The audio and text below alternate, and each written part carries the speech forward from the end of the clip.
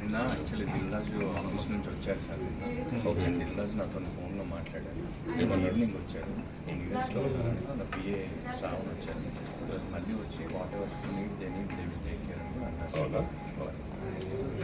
చేస్తారులే, నేను చెప్పాను. వీళ్ళు డిశ్చార్జింగ్ సార్ రేపు. ఇప్పుడు డయాలసిస్ ఉంది. డయాలసిస్ చేస్తుంది. ఇప్పుడు 4 hours చేసి రేపు ఈ టైంకి వీళ్ళు plan to discharge. Better today. బెటరా?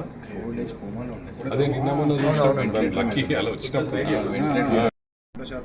అది పెట్టుకో అని మేము చూసుకుంటాం. నువ్వు హాయిగా కూర్చో, హాయిగా టెస్ట్ చేసుకో, ఏ అవసరం ఉన్నా మేము చూసుకుంటాం.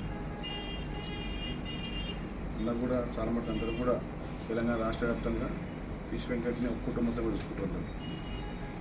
వచ్చిండు మనది నవరాత్రులకు నిజామాబాద్ వచ్చిండు, మన ఇంటికి వచ్చిండు, 2-3 times వచ్చిండు. వీళ్ళు కలిసి చెన్నపల్లికి వచ్చిండు.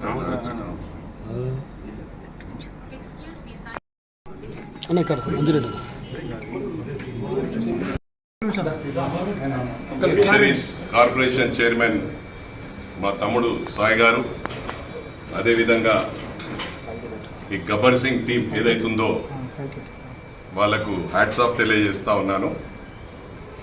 ఎవరు పట్టించుకోని సమయంలో అందరి దృష్టికి ఇంటింటికి వెళ్ళి, మరి ఫిలిం ఇండస్ట్రీకి కూడా వెళ్ళి వారు అన్ని ప్రయత్నాలు చేస్తూ ఉన్నారు. ఈరోజు ప్రభుత్వం తరఫుకి వెళ్ళి మరి సాయన్న గారు, నేను రావడం జరిగింది. నిన్న మంత్రి గారు కూడా వచ్చి వెళ్ళారు. తప్పకుండా ఫిలిం ఇండస్ట్రీ అదేవిధంగా ప్రభుత్వం రెండు కలిసి మేము ఇనిషియేటివ్ తీసుకొని తప్పకుండా వారికి ఎలాంటి ఇబ్బంది లేకుండా మా ఫిష్ వెంకటన్నను కాపాడుకునే బాధ్యత మాదని చెప్పి కూడా ఈ సందర్భంగా తెలియజేస్తా ఉన్నాను. మరి వీరు